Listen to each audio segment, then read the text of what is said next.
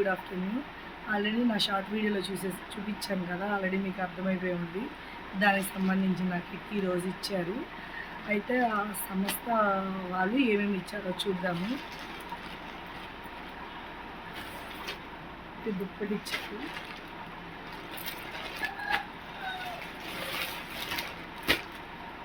ఒక కాటన్ శారీ ఇచ్చారు, ఒక టవలు, ఒక లుంగి ఇచ్చారు, చింతపండు ఒక 1/2 kg, ఒక ఆయిల్ ప్యాకెట్, చక్కెర కేజీ కందిపప్పు, కారం ప్యాకెట్, పళ్ళాలు. అన్నీ చాలా మంచి ప్రోడక్ట్స్ అండి.